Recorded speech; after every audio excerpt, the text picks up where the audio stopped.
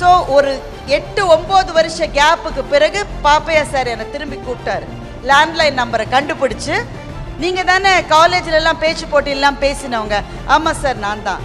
இங்கே ஒரு ரெக்கார்டிங் இருக்குது, நீ வந்து பேசி கொடுக்க முடியுமா ஒரு பட்டிமன்றத்தில்? ஐயோ சார், டச்லேயே இல்லை, பேச்சு வராது எனக்கு. யார்? எனக்கு பேச்சு வராது அப்படின்னு சொன்னேன். இல்லைம்மா நீ வந்து ட்ரை பண்ணி பாருமான்னு சொன்னார். நல்ல வேலையா அது உங்களமா ஆடியன்ஸ் எல்லாம் கிடையாது. உங்களமா ஆடியன்ஸ் இருந்தாலும் ரொம்ப கைத்தட்ட மாட்டீங்க, பரவாயில்ல, இட்ஸ் ஓகே. அந்த அந்த இடத்துல ஆடியன்ஸே கிடையாது. ஏன்னா it is a close recording ஷூட்டில் தான் அது நடந்தது.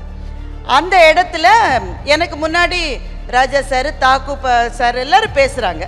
என்னுடைய டேர்ன் வந்து நான் பேச ஆரம்பிக்கிறேன். பேச முடியல.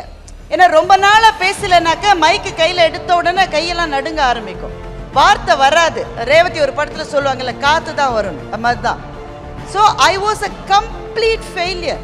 பேச முடியல.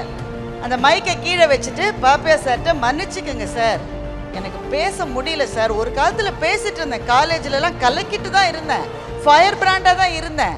பட் இவ்வளோ கேப் வந்தோடனே பேச முடியல சார்.